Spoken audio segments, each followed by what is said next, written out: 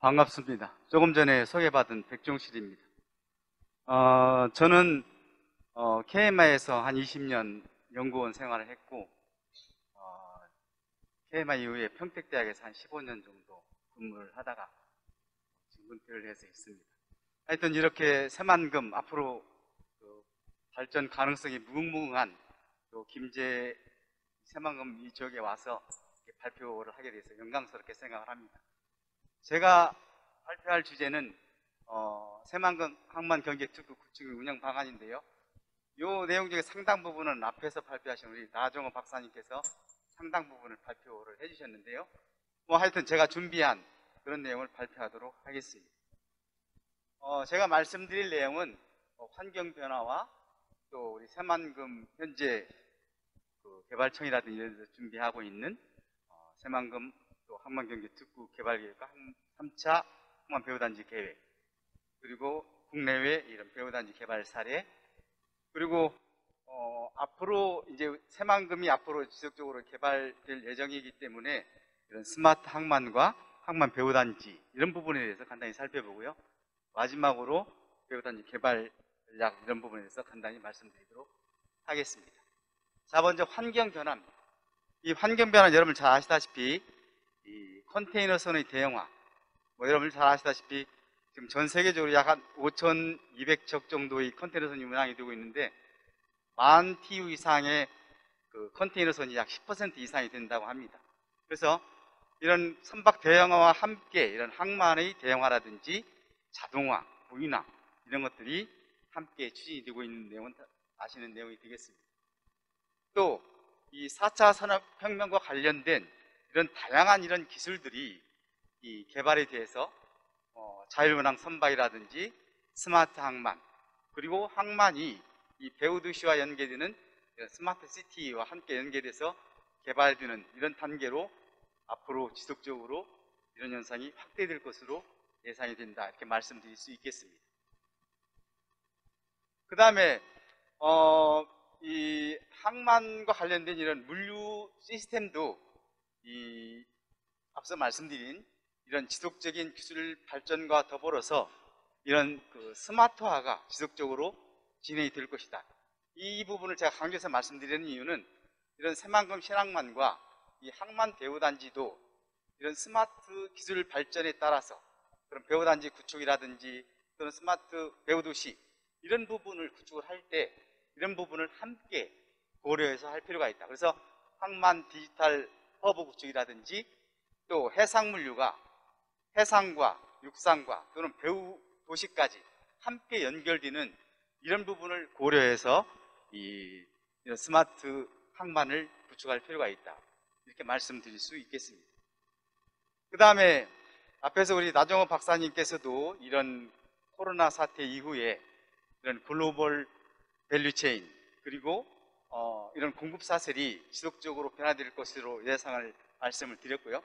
그래서 이제 기존의 공급 사슬이 이런 수평적인 형태로 이루어졌다면 앞으로의 공급 사슬은 이런 디지털을 중심으로 연계된 네트워크로 연계되는 이런 형태로 발전될 것으로 예상들을 하고 있습니다.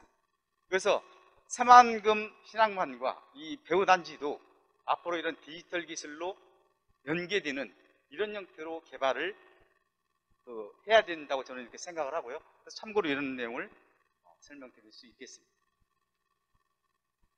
그 다음에 이 부분은 이제 앞에서도 누누이 말씀을 드렸습니다만 이 코로나 사태를 계기로 기존의 글로벌화가 최상의 과제처럼 또 최선의 방법처럼 많은 기업들이 여겼습니다만 이런 코로나 사태를 계기로 탈세계화 그리고 이런 디지털화를 이런 모든 산업 분야에 접목시키는 이런 경향이 확대되고 있다, 이렇게 말씀드릴 수가 있겠습니다. 그래서 앞으로 새만금 신항만과 이런 배후단지를 조성을 할 때도 이런 내용을 충분히 고려를 해서 이런 코로나 사태로 발생하는 이런 환경 변화라든지 이런 새로운 어떤 기회를 적용시킬 수 있는 방향에서 이런 배후단지를 조성할 필요가 있다, 이렇게 말씀드릴 수 있겠습니다. 이 부분도 동일한 그런 내용이 되겠습니다. 요인물이 있기 때문에 참고로 보시고 넘어가도록 하겠습니다. 자, 두 번째로는 이런 새만금 신항만의 이런 항만 경계 특구 개발을 뭐 이미 이런 계획상으로 남아 있는 내용이 되겠습니다만, 새만금의 미래상과 개발 목표는 뭐 여러분 잘 아시다시피 새로운 문명뿐만 아니라 부가가치를 창출하고 또 크루즈라든지 이런 관광 수요를 충분히 수용할 수 있는 그런 차원에서 이런 새만금 신항만과 배후단지가 개발되도록 추진할 필요가 있다, 이렇게 말씀드릴 수가 있겠고, 그래서 이제 항만 경계 특구는 스마트 수변 도시와 함께 이런 배후도시를 연계해서 개발하는 방향으로 이런 배후단지가 추진돼야 된다, 이렇게 말씀드릴 수가 있겠고요. 이제 그런 차원에서 이런 새만금 신항만이 3만 톤급에서 5만 톤급으로 이제 2025년도까지 이제 개발될 것으로 예상이 되고 있고요. 그리고 앞으로 장내 자파부드라든지 크루즈부드 또는 이런 것들이 부선서까지 개발될 예정인 것으로 알고 있습니다. 이거는 그다음에 주요 기능은 앞에서 말씀드렸다시피 식품 분야라든지 또는 첨단 물류, 항만 서비스 기업들이 활동할 수 있는 그런 이제 공간으로 조성할 필요가 있다. 또 이런 수출 기업 입주를 촉진하기 위해서 이런 CIQ 기관 이런 것들이 이제 적기에 입주를 해서 활동할 수 있도록 이렇게 할 필요가 있다, 이렇게 말씀드릴 수 있겠습니다.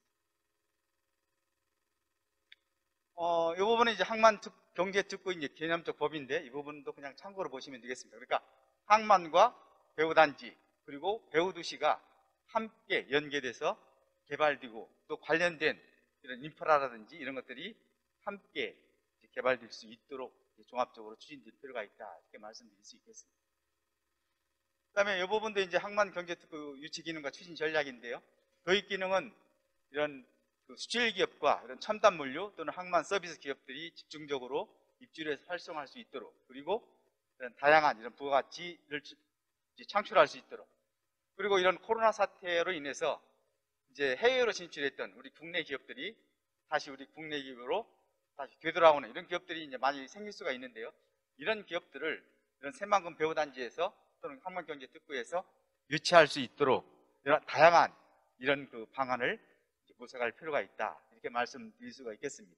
그래서 추진 전략으로서는 이런 CIQ 기관이 적기에 입주를 해서 지원할 수 있도록, 그리고 앞에서 말씀드린 이런 콜드체인과 관련된 이런 인프라를 이제 확충할 수 있도록 할 필요가 있다, 이렇게 말씀드릴 수 있겠습니다. 이 부분은 이제 이쪽에 이제 새만금 신항만이 있고요. 이렇게 항만경제특구, 스마트 수변도시가 있는데, 이런 부분을 이제 함께 종합적으로 개발을 할 수 있도록 할 필요가 있다, 이렇게 말씀드릴 수 있고요. 이 부분은 이제 3차 항만 배후단지 전략이 되겠습니다. 이 부분도 앞으로 이제 새만금 신항만 항만 배후단지 또는 항만경제특구를 개발할 때 이런 국제 항만 물류 클러스터를 구축할 수 있도록, 그리고 고부가가치 창출형 물류 기지를 조성할 수 있도록, 그다음에 이 새만금 항만 또는 배후단지만이 가질 수 있는 그런 특성화 전략을 수립을 해서 추진할 필요가 있다. 또 적기에 이런 항만 배후단지가 우리나라 지금까지 항만 개발이나 배후단지 개발 정책을 보면 항상 뒷북을 치는 이런 형태로 많이 추진이 되어 왔는데요. 이 새만금 이런 신항만과 배후단지 개발은 적기에 수요에 맞춰서 개발될 수 있는 이런 정책이 앞으로 정말로 필요하지 않을까, 이렇게 생각을 합니다. 제3장은 이런 국내외 항만 배후단지 개발 운영 사례가 되겠습니다. 현재 우리나라 주요 항만 배후단지는 여러분 잘 아시다시피 주요 7대 항만에 현재 이렇게 약 1348만 제곱미터가 현재 개발이 돼서 운영이 되고 있고, 이 배후단지에는 160개 업체가 약 300만 TU 그리고 6,700명 정도의 고용 창출을 하고 있는 것으로 나타나고 있고요. 앞으로 다른 항만에서도 부산이라든지 인천, 평택항에서도 지속적으로 이런 배후단지를 개발해서 더 많은 업체를 유치하고 고용을 창출하기 위한 이런 노력을 기울이고 있다, 이렇게 말씀드릴 수 있겠고요. 또 이 각 항만별로 나름대로 물론 대동소이한 이런 업종들이 많이 입주해 있고 있지만 나름대로 특성화를 하고 있습니다. 그래서 부산 같은 경우에는 환적 화물 또는 위스탁 가공, 그다음에 인천항 같은 경우는 콜드체인과 전자상거래, 그리고 평택 당진항 같은 경우에는 수입 자동차의 PDI 기능, 이런 것들을 중심으로 나름대로 이런 항만 배후 단지의 특성화를 추진하고 있다. 이런 측면에서 볼 때 새만금도 뭐 식품 산업이 됐든 콜드체인이 됐든 어떤 산업이든 좀 다른 항만과는 좀 더 차별화되는 이런 특성화를 적극적으로 추진할 필요가 있다. 이렇게 말씀드릴 수가 있겠고, 요번에 이제 주요 항만에서 이런 부가가치 서비스를 제공하는 사례를 보여주고 있습니다. 현재의 부가가치 사례고요. 앞으로 이 새만금 신항만 배후단지에서 보여주는 부가가치는 지금과는 또 다른 형태의 그 부가가치 유형이 아마 나타날 수도 있을 것으로 생각이 됩니다. 그래서 이제 그런 부분을 정확하게 이런 수요를 파악하고 개발해서 이런 다양한 이런 부가가치를 제공할 수 있도록 그런 비즈니스 모델을 지속적으로 찾아낼 필요가 있다. 이렇게 말씀드릴 수 있겠습니다. 그 다음에 요번은 이제 인천항 콜드체인 사례인데요. 그냥 참고로 보시면 되겠고요. 그 다음에 이런 앞으로 새만금 신항만 배후단지를 이제 개발을 할 때, 단순히 그런 그 호스트 마일 차원의 이런 배후 화물을 처리하는 그런 기능을 수행하기보다는 그런 소비자, 유통센터, 그러니까 이런 유통과 관련된 거래를 할 수 있는 이런 부분들을 이런 새만금 배후에 설치를 해서 수행할 수 있도록 하는 이런 방안도, 이런 부분이 아직 우리 국내 항만도 물론 이제 부산항이라든지 이런 데서는 이런 부가가치 물류을 수행하면서 이런 유통센터 기능을 일부는 수행하고 있습니다만, 이런 기능들이 아직 우리 국내 항만에서는 굉장히 부족한 이런 실정입니다. 그래서 이런 부분을 좀 더 확대해서 우리 새만금 신항만에서는 수행할 수 있는 이런 방안을 적극적으로 모색할 필요가 있다. 이렇게 말씀드릴 수 있겠습니다. 그 다음에 이 다음부터는 이제 여러분들 익히 잘 아시는 그런 그 로테르담항, 뭐 상해항이라든지 이런 항만들의 배후단지 사례입니다. 뭐 이 부분은 다 유인물이 있으니까 그냥 간단히 넘어가도록 하겠습니다. 네덜란드 로테르담 배후단지, 그 다음에 싱가포르항 배후단지, 뭐 디스트리팍 물류센터를 중심으로 많은 다국적 기업들이 부가가치 물류 활동을 현재 수행을 하고 있다. 그 다음에 상하이 링강 항만 배후단지는 여러분 잘 아시다시피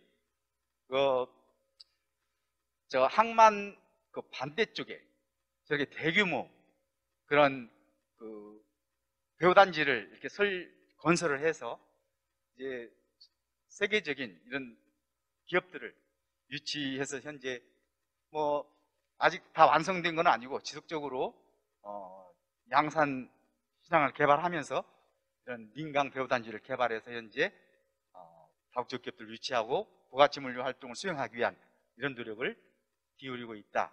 굉장히 규모가 큽니다. 약 300km 정도로 이제 큰 규모로 현재 개발돼서 운영이 되고 있다.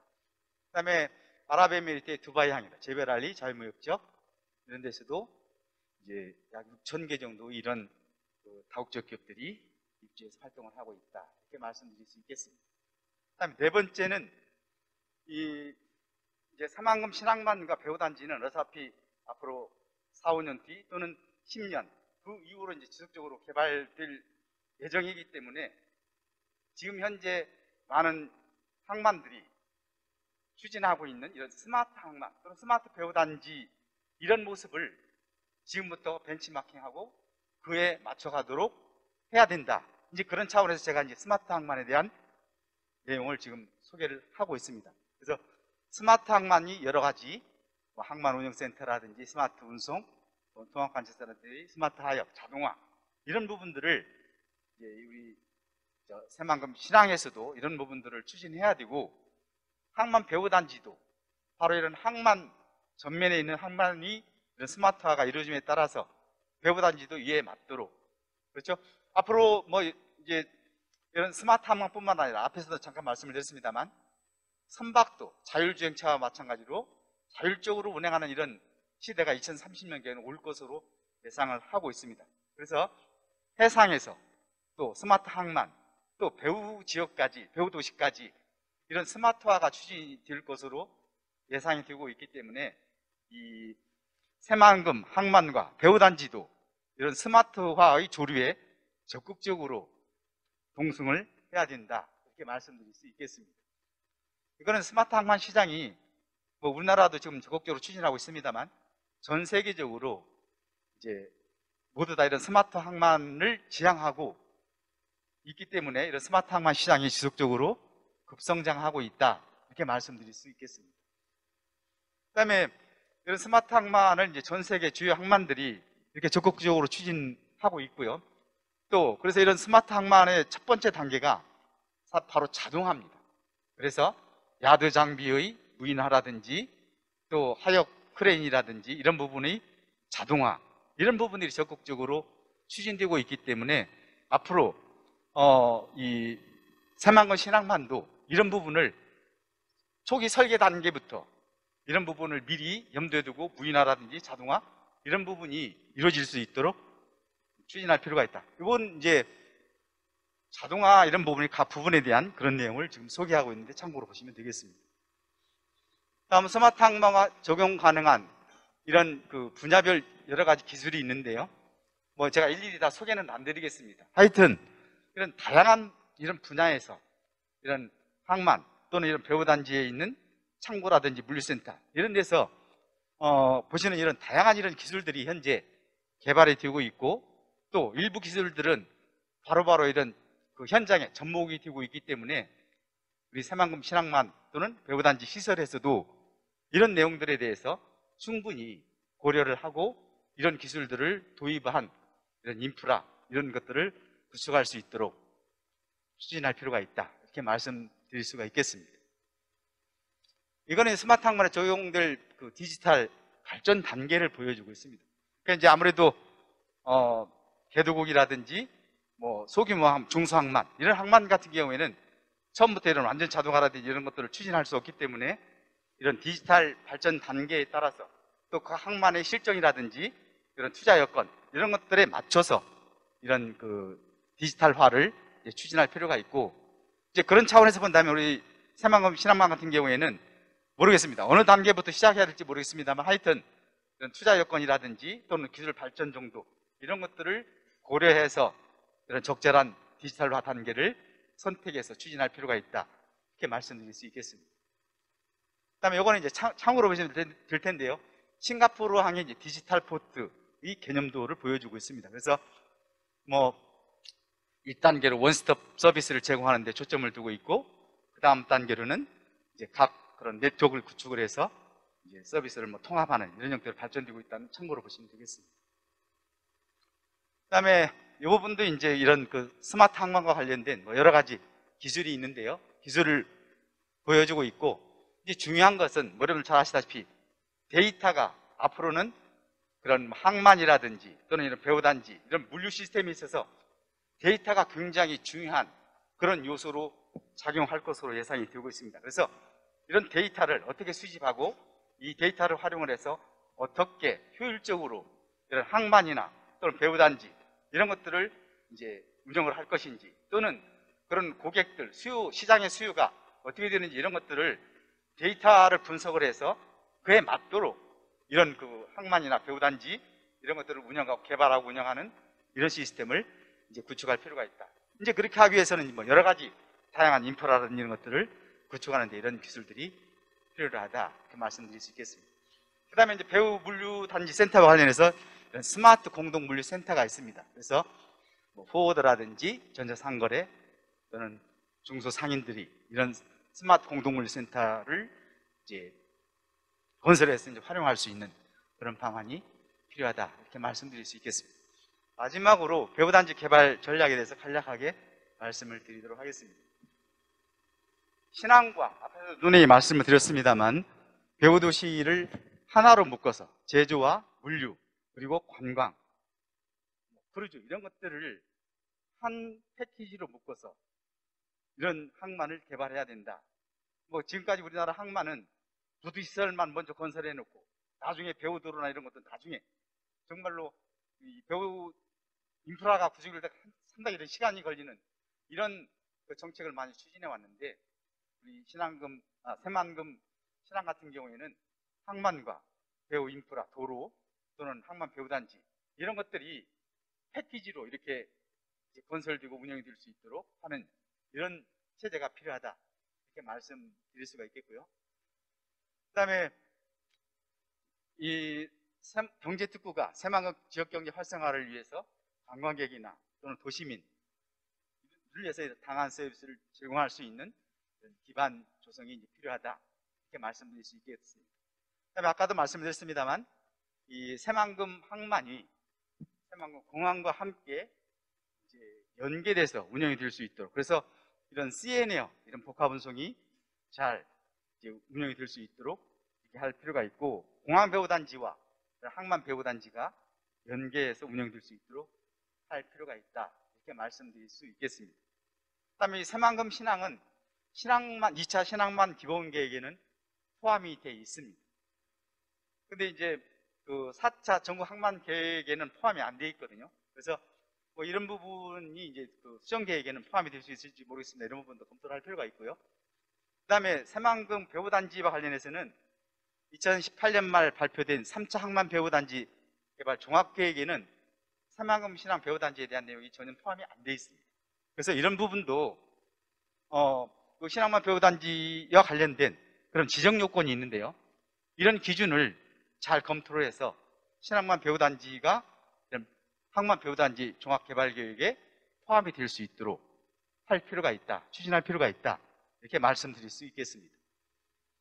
다음에 그 새만금 신항이나 배후단지에 이런 해상풍력 클러스터를 조성하는 방안도 뭐 제가 뭐 연구를 많이 한 건 아닙니다만 그 앞으로 이런 신재생 에너지에 대한 관심이 많아지고 또 이런 새만금 신항 배후단지에 충분히 이런 부분들을 수용할 수 있는 그런 여건들이 저는 갖춰져 있다고 생각합니다. 그래서 정부는 현재 이런 9개 광역시도에 이런 해상풍력단지를 조성을 추진하고 있는데요. 이 새만금 지역은 빠져 있는 걸로 알고 있습니다. 그래서 이런 새만금 배후단지에 이런 해상풍력과 관련된 이런 부품이라든지 이런 걸 공급하는 업체를 적극적으로 유치하고 또 이런 새만금 그 배후 도시 쪽이라든지 이런 쪽에 이런 풍력 발전소를 설치를 해서 이제 이런 친환경 에너지, 재생 에너지를 활용할 수 있는 이런 방안도 적극 추진하면 좋겠다, 이렇게 말씀드릴 수 있겠습니다. 그다음에 이 부분은 이제 앞에서 이제 스마트 항만에 대해서 지속적으로 말씀을 드렸는데요. 이런 스마트 항만과 관련된 이런 지능형 무인 자동화 스마트 물류 시스템을 구축할 필요가 있다. 그래서 새만금 신항만 그리고 항만 배후단지, 항만 경제특구 이런 부분에 처음부터 이런 무인 자동화 스마트 물류 시스템을 구축할 수 있도록 이렇게 추진할 필요가 있다, 이렇게 말씀드릴 수 있겠습니다. 뭐 이 부분에 이제 이런 항만 물류 자원 공유 플랫폼, 이 부분은 이제 뭐 조금 더 깊숙이 들어간 내용이 되겠습니다만 이런 디지털로 이제 여러 부문을 서로 이제 연계를 해서 이런 플랫폼을 중심으로 이런 항만, 배후도시 이런 것들이 운영되도록 할 필요가 있다, 이렇게 말씀드릴 수 있겠습니다. 그 다음에 마지막으로 이런 경제특구가 일자리 창출에 기하기 위해서 이런 기술 또는 혁신 능력을 갖출 필요가 있다, 이렇게 말씀드릴 수가 있겠고, 이런 그 앞으로 이런 뭐 법인세라든지 이런 취득세, 등록세 이런 것들을 감안해서 적용할 필요가 있고, 또 이런 항만 배후단지 관리 지침 이런 부분들도 필요하면 이런 개정해서 적극적으로 활동할 수 있는 그런 여건을 만들 필요가 있다, 이렇게 말씀드릴 수 있겠습니다. 자, 이상으로 제 말들을 마치도록 하겠습니다. 좀 오래 걸렸습니다. 네. 서수환 교수님 부탁드립니다. 예, 소개받은 동서대학교에 재직 중인 서수환입니다. 예, 그 김제라는 지역은 오다 가다가 이렇게 지나는가 봤어도 사실 이렇게 들어와 보기는 개인적으로 처음입니다. 대학 후배가 영농 후계자로 여기서 농사를 갖다 크게 짓고 있어요. 그래서 오다가 이제 전화를 갖다 한번 통화를 했는데 오늘 뭐 끝나고 시간이 돼서 만날 수 있을지는 잘 모르겠습니다. 그리고 오늘 이 김제 시장님, 박준배 시장님은 또 예전에 새만금 용역을 하면서 우리 그 박창호 교수님이나 지금 인천대가 있는 저기 여기태 교수나 같이 작업을 하면서 그런 인연이 있었는데 오늘 이 자리에서 또 뵙게 될 줄은 몰랐고요. 벌써 십수년 전 얘기입니다. 그리고 올해가 2021년인데 지금도 기억나는 거는 당시 이제 강영환 그 지사님 계실 때 그때 제안 내용이 그런 거였던 것 같아요. 여러 가지 연구 이제 성과들이 나왔는데 뭐 계산해 보니까 솔직히 그 당시 수요가 별로 없어서 실질적인 개발이 한 2020년 이후에나 이제 가능하지 않겠는가 이렇게 이제 저희들이 이제 봤어요. 실제 상황도 거의 그렇게 된 것 같습니다. 지금 보면은 2025년까지 일단 2선석 정도가 먼저 나온다고 하는 거 보니까 이제 그렇게 지금 가닥이 잡혔는데, 그래서 나름대로 이제 새만금 지역과는 이제 인연을 가지고 이렇게 오늘 이 자리에 좀 오게 된 것 같습니다. 오늘 그 발표를 해주신 그 백종실 교수님, 아까 소개에도 나왔습니다만은 KMIG에서 상당히 오랜 시간 동안 또 연구를 많이 하셨고, 특히 배우단지 쪽 과제들을 많이 하신 걸로 저도 알고 있습니다. 그래서 좋은 어떤 발표 내용을 오늘 좀 해주셨는데요. 그 오늘 발표 내용과 관련해 가지고 크게 두 가지 파트로 나눠서 좀 저는 좀 코멘트를 좀 드리고 싶습니다. 하나는 이제 새만금 항만과 새만금 지역의 전반적인 개발과 관련해서 좀 하나 먼저 말씀을 드리고, 다음에는 이제 오늘 그 발표 내용과 관련해가지고 좀 설명을 좀 드리고 싶습니다. 이게 뭐냐면은, 오늘 이제 입구에 들어오다 보니까 시청에 도착해서, 올해 이제 4월 달인가요? 이제 최종적으로 이제 행정구역 이제 획정 부분이, 특히 방조제 부분이 이제 김제시 쪽으로 이제 확정이 됐다라는 어떤 그런 이제 간판이 이제 보여가지고, 또 지역에서 굉장히 이런 부분들을 이제 크게 이제 생각하는구나, 이렇게 이제 볼 수는 있는데, 개인적으로 2019년도에 이제 군산항 100주년 기념 이제 세미나에 이제 가서 제가 주제 발표를 한 적이 있었습니다. 근데 앞서 2003년인가 4년도 이제 이 새만금 과제를 할 때 보면은 당시에는 이 전북 지역에 뭐 군산뿐만 아니라 뭐 김제든 도청이든 상당히 많은 어떤 이제 이 전북도 내의 어떤 기초 지자체 이런 데서도 큰 관심들을 많이 가지고 있었는데 2019년도에 이제 군산시 가서 발표를 하다 보니까 이 군산시의 반응이 좀 새만금에 대해서 좀 썰렁한 거예요. 그래서 이거 왜 그럴까 이렇게 보니까 그 문제가 이제 행정구역과 관련된 획정과 관련해 가지고 좀 그런 어떤 이제 분위기가 나타나는 거예요. 그래서 개인적으로는 좀 뭐 부산에서도 그런 이제 사례가 있었습니다만은 좀 안타깝다라는 생각을 가지면서 저는 먼저 이 말씀을 먼저 드리고 싶은 겁니다. 뭐냐면은 과연 이 새만금 지역이라는 곳의 어떤 개발과 또 신항만의 개발이 과연 김제시 혼자 감당할 수 있는 문제인가? 저는 절대 그렇게 보지 않습니다. 아마 앞에 앉아 계시는 이제 플로어에 계신 저희 이제 학회의 이 전문가분들, 그 다음에 시장님이나 여러 이제 관계 기관에 계시는 어떤 종사자분들도 아마 그렇게 생각하실 겁니다. 그래서 이제 어떤 이제 새만금이 갖는 어떤 그 개발의 의미나 이런 이제 그 비전이나 이런 것들을 좀 크게 보자는 얘기예요. 지역에 국한되는 어떤 이런 문제로 이제 끌고 가면 제가 볼 때는 시간이 지나도 이거 크게 달라질 거 없다라는 생각이 듭니다. 그래서 좀 크고 넓게 볼 필요가 있다라는 부분이고, 결국 그렇게 한다라면은 이제 새만금 지역을 중심으로 하는 그런 하나의 어떤 사실 여기에 적합한 표현인지 모르겠습니다만 뭐 연담 도시 또는 도시 간의 어떤 회랑 문제라든가 이런 부분들을 끌고 와야 되지 않겠는가. 제가 좀 찾아보니까 이제 현재 김제시의 인구가 한 8만 정도 되고요. 옆에 이제 아래 부안이 한 5만대, 그 다음에 이제 군산이 한 27만 정도 나오더라고요. 다 합치면 한 40만 나오고, 새만금 어떤 계획이 예정대로 추진이 되면은 목표 인구가 한 27만 정도 이제 던져놨더라고요. 다 합치면 한 67만 정도 됩니다. 새만금을 신항만 계획에 포함시키고 또 대규모로 개발을 한다면은 뒤에 있는 배후 도시는 그 정도는 나와야 된다는 얘기예요, 기본적으로. 죄송합니다만, 인구 8만 정도의 어떤 도시가 이런 거대 어떤 이제 개발의 어떤 뭐라고 표현해야 되나? 하여튼 그렇게 가기는 좀 어렵다는 얘기예요. 그래서 제가 생각하는 거는 결국 이제 새만금과 새만금 항만을 중심으로 하는 새로운 개념에 좀 더 업그레이드된 그런 하나의 도시 간의 어떤 연합이라든가 또는 어떤 연담 도시로 갈 수 있는 그런 측면에서 좀 보자. 왜 또 그것이 필요하냐면은 이 서해안권에 있는 여러 항만들이 있어요. 뭐 위에서부터 인천부터 해서 저 아래 목포까지. 그 다음에 이제 전국적으로 본다면 부산이나 광양 같은 큰 허브항만을 지향하는 곳들도 있고, 또 이 범위를 넓혀가지고 이제 황해권 전체로 살펴보게 되면은 지금 뭐 산둥성 하나만 놓고 띄워놓고 보더라도 지금 우리나라 전체 국토 면적보다 더 넓어요. 인구도 많고요. 그런 어떤 지역에 있는 많은 항만들이 경쟁을 하고 있는데 도대체 이 조그마한 항만 하나 가지고 어떻게 생존할 수 있겠냐 이겁니다. 절대 불가능해요, 기본적으로. 그래서 최근에 나온 어떤 그 항만 간의 경쟁 개념은 과거에 항만 대 항만 간, 포트 투 포트 또는 터미널 대 터미널 간의 어떤 그 항만 간의 경쟁을 뛰어넘어서 이제는 하나의 권역의 개념으로서 접근을 한다는 얘기입니다. 사실은 뭐 제 개인적인 생각으로 볼 때는 이 뭐 새만금만의 문제가 아니라 사실 서양권 항만 하나를 갖다가 전체를 하나로 묶어가지고 갈 수 있는 그런 어떤 좀 확장된 개념도 필요한 거예요. 항만 간의 경쟁에 있어서는. 그러지 않으면은 이제 중국에 있는 그런 대형 항만들과 국내 항만들이 경쟁했을 때 살아남기 굉장히 어렵다라고 이제 보는 겁니다. 그런 하나의 어떤 이제 관점을 가지고 새만금을 갖다가 새롭게 들여다보기 시작을 하면은 이 새만금이 갖고 있는 어떤 현재 항만으로서의 어떤 그 포지셔닝이 새롭게 결정이 될 수 있다는 것입니다. 거기서 좀 우리가 현재와 미래를 갖다가 좀 찾아봤으면 하는 게 일단 제 생각입니다. 자, 이제 그런 부분에서 좀 확장성을 가지고 이제 새만금을 들여다볼 필요가 있는데, 일단 오늘 발표 내용에 남아 있는 이제 주제가 그렇죠. 항만경제특구, 공항을 포함하는 이제 그런 어떤 이제 내용으로 이제 발표가 이루어졌습니다. 개인적으로도 전적으로 오늘 그 백 박사님의 그 발표에 저도 동의를 합니다.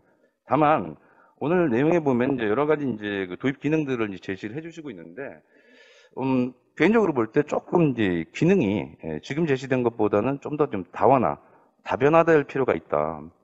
물론 이제 전라북도 지역에 안고 있는 어떤 산업 구조적인 어떤 문제, 또 한계라는 부분도 분명히 인식은 하고 있습니다. 근데 우리가 이제 데이터 분석을 할 때요, 보통 예측을 하잖아요.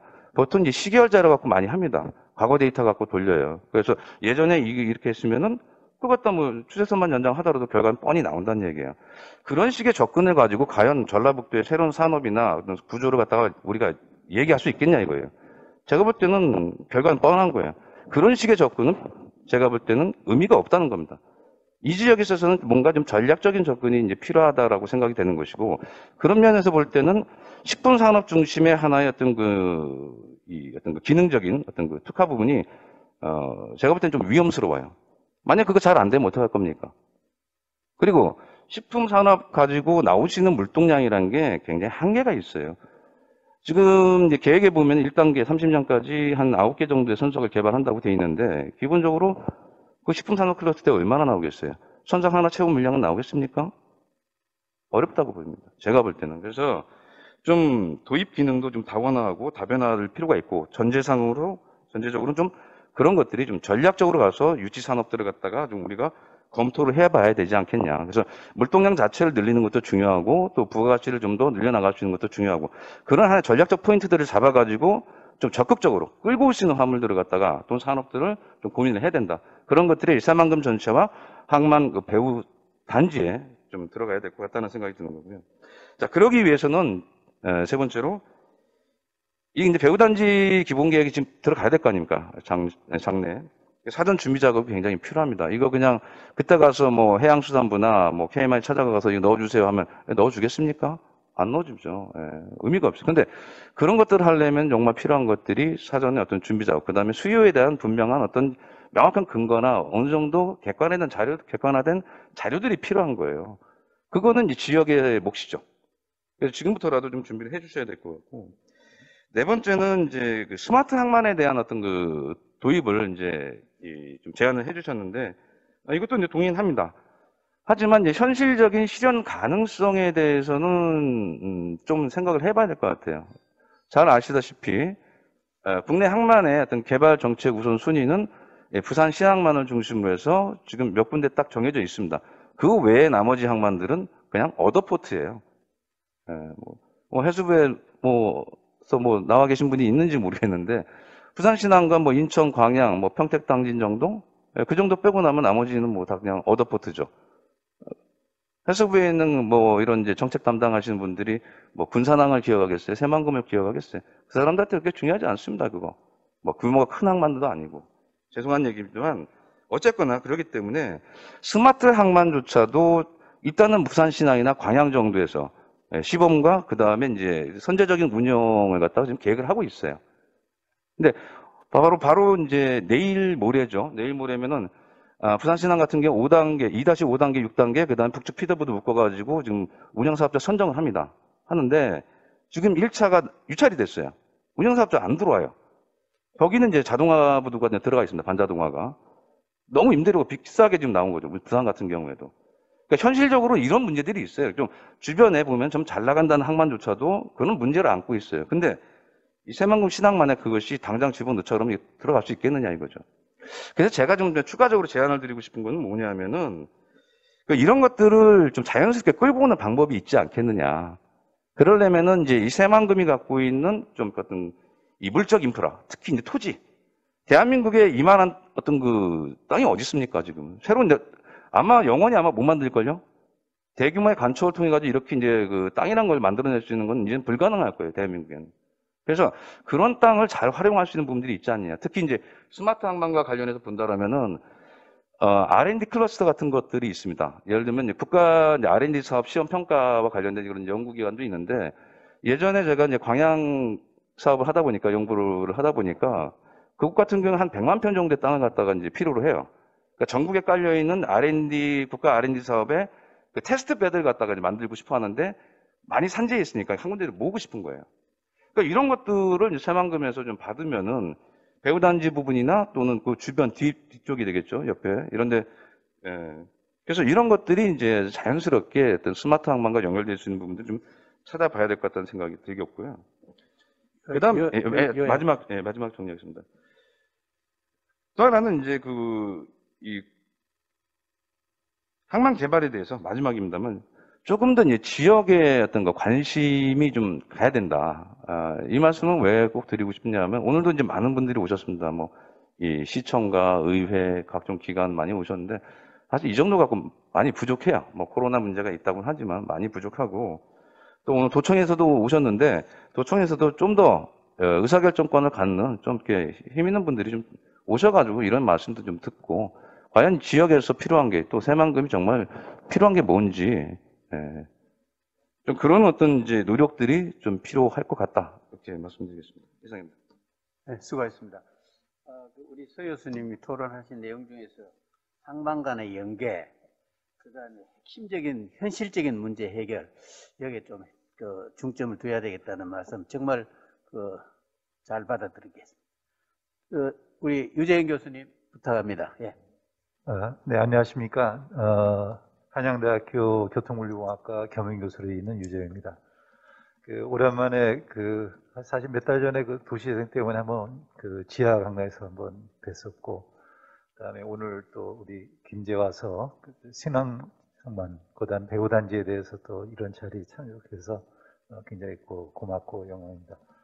왜냐하면 제가 3년 전에 우리 박 시장님께서 과제를 하나 주셔가지고 김제는 보면은 100만 평짜리 아주 멋있는 단지가 있습니다. 이름이 4차 산업단지였었습니다. 그래서 우리나라에 4차 산업단지가 일단은 브랜드는 많이 있었는데 묘하게도 새만금에 그것도 100만 평짜리 4차 산업단지가 김제시에 있었어요. 그래서 제가 한번 여쭤봤죠. 4차 산업단지를 어떻게 만들 것으로 이제 계획하고 계십니까? 했더니 일단 4차 산업단지에 대한 의지 표현이고, 그다음에 일단 일반 산업단지하고 이제 같은 개념인데 약간 미래형을 갖다가 지향하는 이제 그런 개념이셨어요. 그래서 저희가 국토연구원에 있던 연구진, 그다음 오비들 몇 분 하고 해가지고 개념 설계를 한번 해드린 적이 있었습니다. 근데 거기서도 중요한 내용 중에 하나가 이걸 갖다가 어떻게 외부 어떤 익스터널리티하고 이제 연결시켜 주느냐. 주로 이제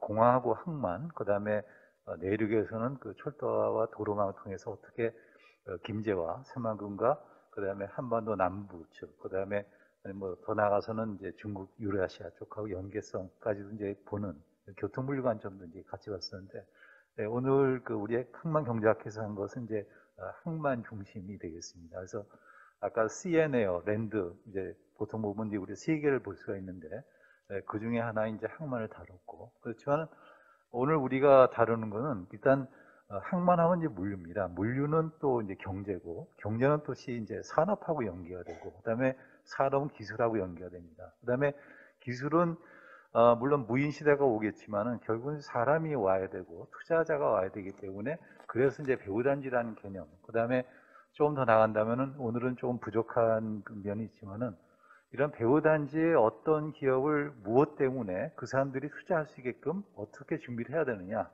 그 부분도 굉장히 중요할 것 같습니다. 우리가 항만 만들 때 배후단지가 중요하다는 개념은 사실 굉장히 반갑고 이제 고마운 개념입니다. 왜냐하면 제가 2000년 초에 그 해수부를 감사가 처음 나와서 그 당시에는 이제 준설도 투기장이라는 용어를 써가지고 투기장이 있었는데 제가 가만히 보니까는 그 준설토를 갖다가 쓰레기장 취급을 하고 있었어요. 그래서 이건 아니다 싶어서 이거는 국토의 그 재창출 사업이라는 관점에서 해서 준설도 투기장을 갖다가 항만 배후지에다 적절하게 잘 배치시키고 거기에 공간 계획과 산업 계획을 세운다면은 새로운 그 신도시가 될 수도 있고 새로운 산업단지가 될 수 있다. 이제 그런 개념을 접목을 시켜줬었고 그다음에 그 이후에 제1차 그 무역항 항만 배후단지 종합계획을 갖다가 맡아서 할 수가 있었습니다. 그다음에 그것이 이제 저는 이제 국토연구원에 주로 있었기 때문에 물류를 하면서도 항상 국토공간과 그다음에 산업하고 도시하고 연계를 항상 시킬 수밖에 없었는데 오늘도 제가 좀 기여를 할 수 있는 부분이라면 이제 바로 이제 그 부분이 될 것 같습니다. 첫째는 일단 그 배후단지에 어떤 산업을 올 수 있게 하느냐. 우리 김제 씨가 돈이 많아서 예를 들어 가지고 보조금 갖다가 엄청 많이 줄 수 있고 그다음에 여러 가지 이제 그 배후 이제 조합적인 뭐 국제 금융이라든가 국제 의료 서비스 다 선제적으로 투자하고 나서 오세요라고 하면 좋겠지만은 그렇게 되기에는 시간이 많이 걸릴 것 같습니다. 그래서 어떠한 도시를 갖다가 어떻게 우리는 준비하고 있고 그다음에 여러분들이 투자를 하신다면은 우리가 준비하고 있는 산업단지, 즉 그 항만 배후단지에 있는 산업단지, 그 경제특구에서는 어떤 서비스가 준비되고 있을 것입니다. 이제 그러한 계획을 갖다가 굉장히 객관적이고, 그다음에 이해를 얻을 수 있고, 그다음에 외국 투자자한테도 이해를 갖다 얻을 수 있게 하고, 그다음에 더 나아가서는 우리나라 기재부라든가 국토교통부, 그다음에 해수부, 그다음에 산자부에서도 인정할 수 있는 그런 계획 갖다가 얼마큼 선제적으로 짤 수 있느냐 이게 굉장히 중요할 것 같습니다. 물론 우리 김재 씨가 이제 하기에는 일단 단위 지자체 수준이기 때문에 직접 할 수는 없겠지만은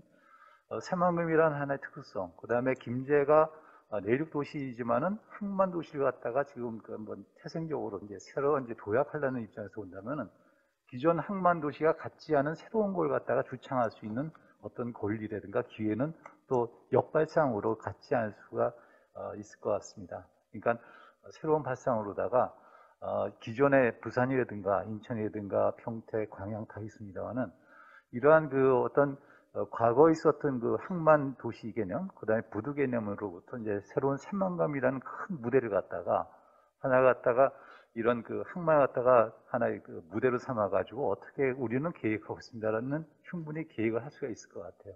물론 항만 전문가, 그 다음에 도시계획 전문가, 산업 전문가 이제 도움이 필요한데 이러한 새로운 발상이 왜 필요할 수 있고 그 다음에 가능하냐는 바로 이러한 그 근거가 있습니다. 뭐냐면은 4차 산업 시대가 곧 오고 있고, 그 다음에 2030년, 2040년까지 계획은 정부 어느 부서에서도, 그 다음에 어느 지자체에서도 지금 짜고 있지 않다는 겁니다. 물론 다 짜고 있죠. 그 전북도 짜고 있고, 그 정부 부서도 다 짜고 있고, 국제부서 다 짜고 있으면은 중요한 것은 바로 이겁니다. 과거 수요에 의한 과거 기술화를 연장시킨 그러니까 과거의 데이터에 기초한 수요, 그 다음에 과거 기술화를 연장하고 있는 이러한 그 미래 수요를 갖다가 이제 산정하고 있지. 2040년은 어떠한 상황이 벌어질 것이라는 큰 하나의 무대를 갖다가 재해석하는 작업은 없다는 얘기입니다. 그러니까 우리가 새만금, 그 다음에 새만금 항과, 그 다음에 배후단지에서 벌어질 2040년에는 과연 어떤 상황일까? 아까 잠깐 우리 박정희 교수님 얘기했지만은 분명히 전기차 나올 것이고 전기 비행기도 나올 수 있고 그 다음에 전기 무인 자율주행 선박도 나올 수 있고 그 다음에 자연히 이제 무인 그 어떤 컨베이어 벨트 그 다음에 드론 시스템, 퍼스트 마일, 라스트 마일 모든 것이 무인화될 수도 있고 그 다음에 모든 것은 자료로서 데이터로 통제하는 시대가 분명히 올 것입니다. 근데 우리가 과연 그 산업시대, 그 다음에 2차 산업시대, 3차 산업의 연장선으로 하면 아직도 10년 후에, 20년 후에 될 수 있다고 생각하겠지만은 아직 우리가 그 리얼리티, 그 실현 가능성에 대해서는 아직도 좀 그림이 없죠. 그렇지만은 제가 제시하는 거는 김제에서는 우리는 항만을 갖다 직접 운영한 바도 없고 산업단지가 분배한 적도 없지만은 이러한 좋은 여건에서 우리는 새로운 그 백지 상태에서 새로운 4차 산업의 그림을 갖다가 밑그림을 한번 충실하게 그리고 그 그림은 우리의 김제시의 욕심이 아니고 새만금이 아니고 새만금에 들어올 세계 유수 기업 그 다음에 거기에 일하는 종사원들 거기에 그 딸려올 그 자녀들을 위한 멋진 도시, 그다음에 멋진 휴가시설, 여가시설, 그다음에 산업 시스템 이런 거 갖다가 이제 마련을 해주고, 그다음에 더 나가서 대한민국 정부도 과거에는 그 전자정부라든가 여러 가지 인터넷을 이용해서 이제 했었지만은 기존에 있는 여러 가지 법이라든가 제도라든가 재원 자체는 굉장히 발목이 잡혀 있는 말하자면 19세기형 그다음에 20세기 준용된 그런 시스템을 갖다 우리가 아직도 끌고 가고 있습니다. 그래서 우리 새만금 그다음에 이제 김제에서 제시할 수 있는 새로운 모델은 2040년 정도 갖다가 아주 목표로 해가지고 대한민국 정부의 어떤 모든 체계가 갈 수 있는 모든 최적의 시스템은 무엇인가, 이거 갖다가 한번 테스트베드로서 김제가 한번 제시를 할 수 있고, 그다음에 우리가 말로는 지방화 시대라고 얘기했지만은 이제는 저는 100% 동의합니다.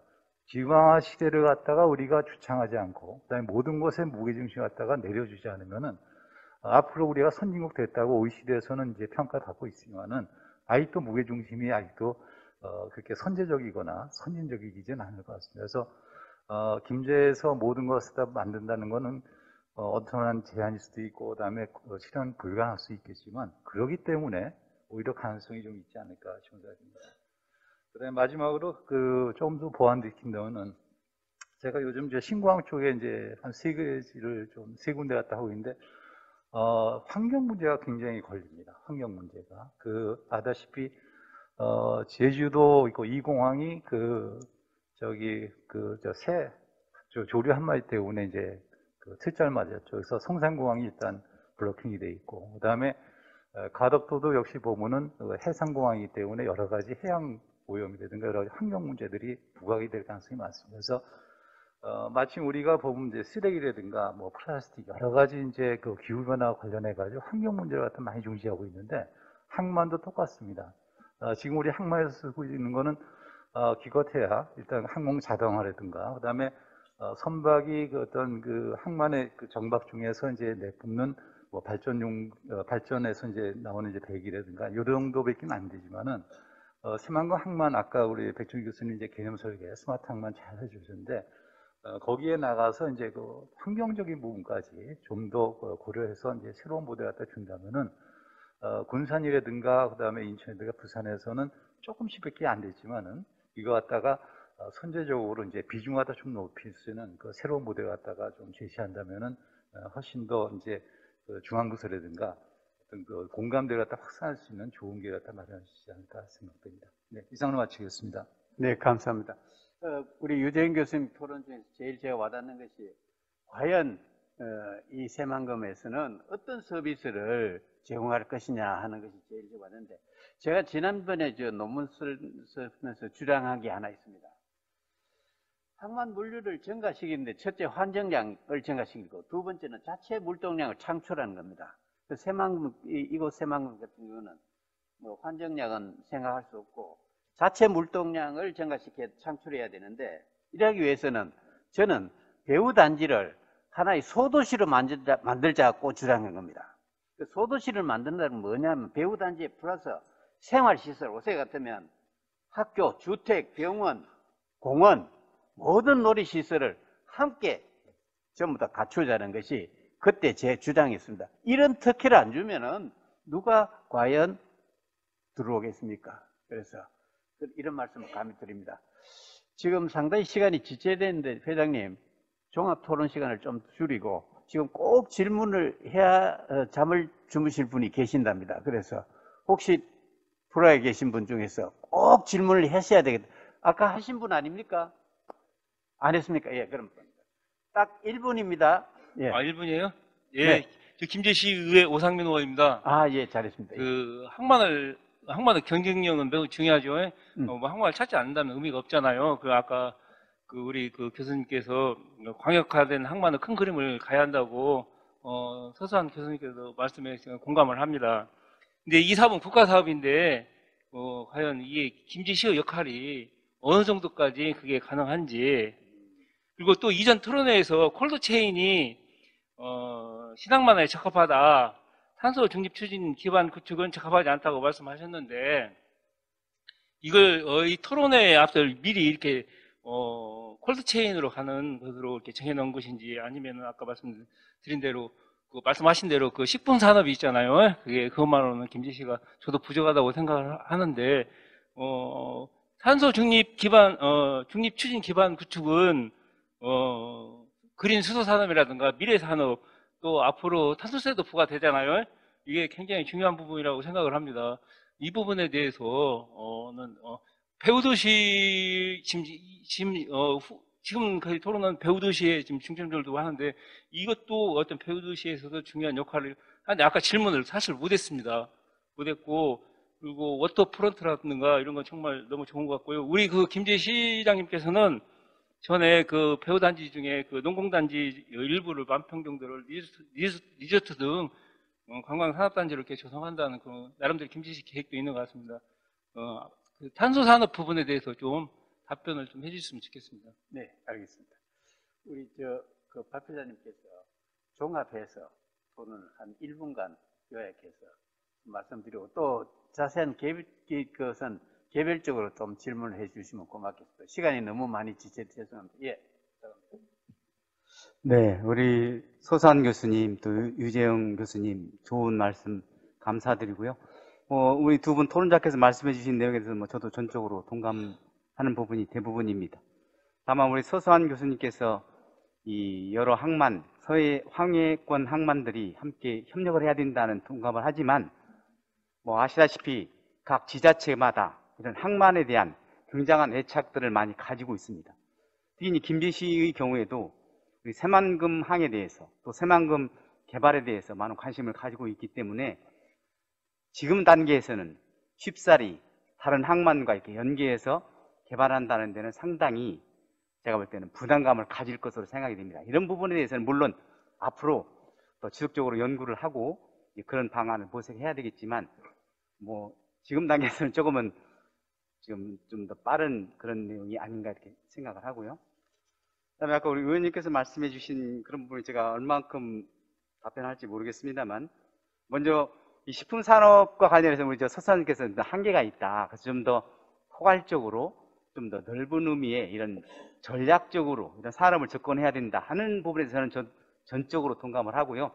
그러니까 있는 수요만 아니면 지금까지 구상한 이런 부분뿐만 아니라 앞으로 김제시나 이런 전라북도에서 추진하고 있는 또는 새로운 산업으로 육성하고자 하는 이런 분야에 대해서 적극적으로 이런 그 항만과 배후단지에서 그런 산업을 육성하고 이렇게 할 수 있는 그런 비즈니스 모델을 찾아서 이렇게 할 필요가 있지 않나 이렇게 생각을 합니다.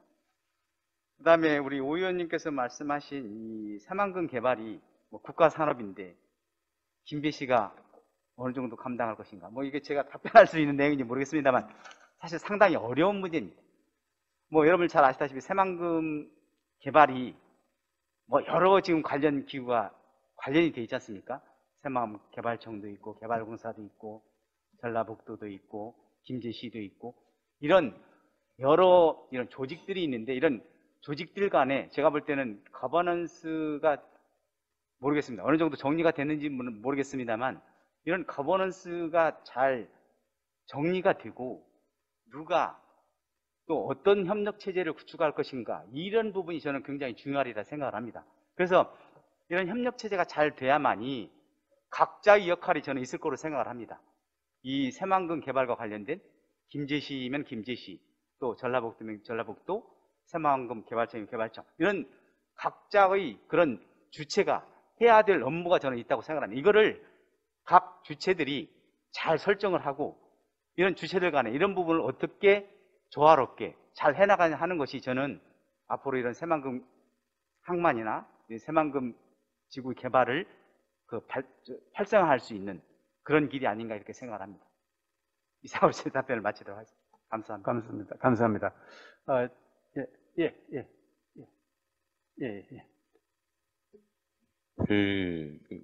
의원님께서 이제 김제시의 역할에 대해서 상당히 궁금해하시고 아까 말씀하셨지만 저도 이제 아까 토론하면서 말씀드렸고 의원님도 말씀하셨는데 이 새만금 국가 사업이잖아요, 그죠? 이게 지역 사업이 아니에요. 이게 국가 사업이라고. 그러니까 당연히 중앙 정부가 관심 갖는 거 당연한 거고 앞에 발표에서도 한 분이 후보에서 그런 말씀을 하셨잖아요. 이게 무슨 뭐 정권이 바뀐다고 해서 앞에 하던 거 엎어버리 이런 건 아닙니다. 이건 국가 단위 사업이니까. 다만 이제 이 지속성, 꾸준히 관심을 가지고 계속해서 가야 되고 이런 개발 사업은 기본적으로 이 수십 년 걸리는 사업입니다. 기본적으로. 인천경제자유구역이 제가 이제 대학 오기 전에 거기 이제 몸을 담다가 이제 저도 뭐 행정직 공무원 그 사무관 생활 6년 하다가 내려갔어요. 대학을. 근데 그때 담당했던 업무가 개발 사업하고 투자 유치예요. 근데 개청한 게 2003년이니까 벌써 얼마입니까? 거의 20년 가까이 됐잖아요. 그죠? 20년 가까이 됐는데 아직도 끝나지 않았어요. 아직도 안 끝났어요. 개발청 만들어가지고 경제자유구역청 만들어가지고 시작한 게 그 당시고 그 이전부터 뭐 진행된 걸 빠지면 한 20년 됐는데 아직도 안 끝났어요. 그리고 우리 방금 전에 우리 백 교수님께서 말씀하셨지만은 거버넌스 간의 협력 굉장히 중요하죠. 근데 옛날에 있을 때 해보면은 정말 힘들어요. 우리가 이제 투자자들을 만나면 약속을 합니다. 지금 우리하고 MOU 맺으면은, 야, 바인딩 인건으로 진짜 해주면은 원스톱으로 끝내줄게. 한 방에 다 해줄게. 말은 그렇게 하는데, 그리고 나서 소위 말하는 사이닝 딱 끝나고 나면 그 사람들이 이제 땅을 치고 후배 안 하는 거예요. 원스톱이 어디 있어요? 도대체 대한민국에. 그때부터 악몽이 시작되는 거예요, 투자자들이. 아, 이건 우리 기재부 가서 뭐 협의해야 되고, 이건 인천시하고 협의해야 되고, 이건 산자부랑 협의해야 되고, 이건 해수부랑. 정말 골 때리는 거예요. 그때부터 정말 이야기를 하면 이제 쪽팔립니다. 속된 말로. 그 전까지 분명 우리 원탑 얘기했는데 안 되는 거예요. 모든 것들이 그런 식이었던 얘기죠. 지금은 그때보다는 좀 많이 나아졌을 겁니다. 왜? 20년이 지났으니까. 나아졌어요. 그래서 하나 제안하는 거는, 물론 이제 새만금 개발청이 있고 하긴 한데, 만약 김제 씨가 좀 더 이런 새만금 지역에 대한 개발과 항만 개발에 좀 더 관심을 갖는다라면은, 그래도 이제 전국에 있는 경제자유구역 중에서 그래도 인천이 제일 이제 크고, 규모도 크고, 또 나름대로 이제 성과도 좀 많이 냈거든요. 그렇다면은 이제 직원을 한두 명 파견을 내보내는 거예요. 가서 이제 좀 염탐을 해보라는 얘기죠. 이 사람들이 업무 처리를 어떻게 하고 다른 행정기관하고 어떻게 협력을 하고 있고 그런 것들을 좀 보고 오라는 얘기예요. 가서 1년이든 2년이든 해가지고 지금 여기 이제 시작이잖아요. 가서 보고 오라는 얘기예요. 요약. 가서 보면 됩니다. 요약 예. 들어갑니다. 예. 시간이 많이 경과돼서 다 말씀 못 드리겠어서 죄송합니다. 그래서 지금까지 발표하신 백중식 교수님 두 분 토론자 고생하셨습니다. 그리고 끝까지 우리 시관계자분들이 이렇게 끝까지 경청해 주는 저는 처음 봤습니다. 감사합니다. 예, 이 세션 마치겠습니다. 감사합니다.